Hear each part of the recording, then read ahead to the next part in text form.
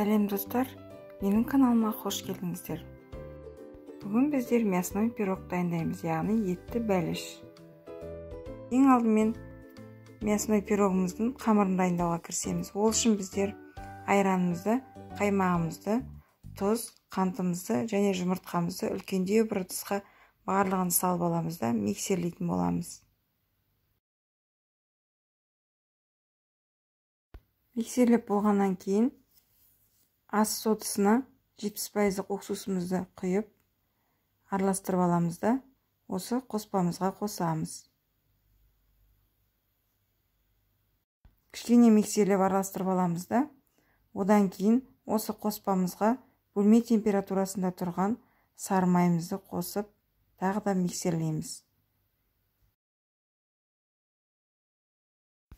Сары майымызды қоспамызбен жақсылап араластырғаннан кейін біртіндеп ұнымызды қосамыз.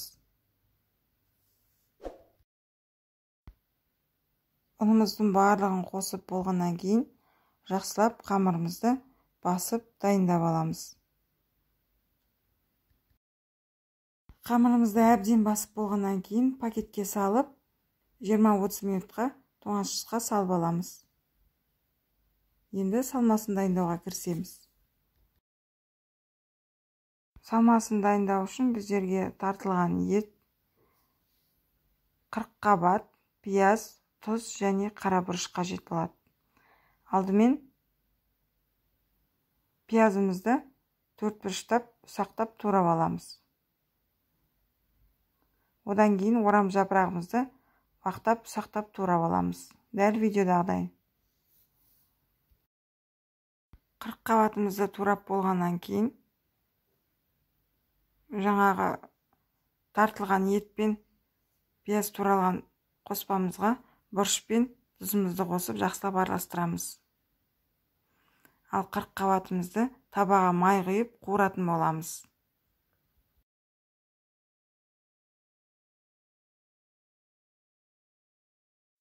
Қабатымызды әбден қуырып болғаннан кейін тартылған ет және пияз қосылған қоспамызға қосып араластырамыз. Салмамызды әбден араластырып болғаннан кейін қамырымызды тоңазытқыштан шығарып, екі бөлікке бөліп, бірін кішкентай, бірін үлкен бөлікке бөліп, оқтаумен жаятын боламыз. Астыңғы жағына үлкен бөлікті қалдырамыз.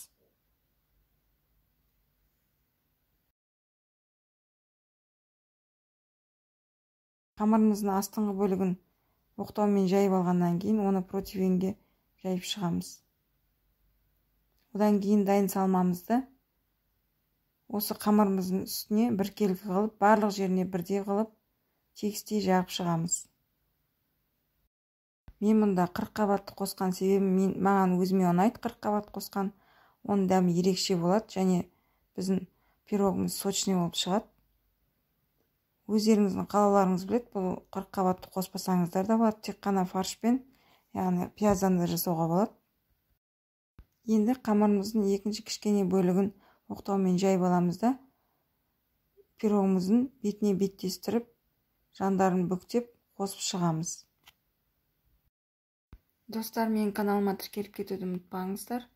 Себебі алдағы уақытта менің каналымда күнделікті өмірде қажет болатын, яғни әйел адамдардың бас проблемасы кешкі тамаққа не пісірем, түскі тамаққа не пісірем деп бастарын қатырады. Сол проблемалардың шешімін, яғни күнделікті менюге қатысты рецепттер болады. Және де қонақ күтуде қажет салаттардың, второйлардың рецепттері болады. Осы рецепттерді жібере алмас үшін каналға тіркеліп қойды, ұмытпаңыздар. Пирогымыздың бетіне жұмыртқаның сарысын жағып, 50-55 минутта 150 градуста қыздырылған пеште пісіріп аламыз.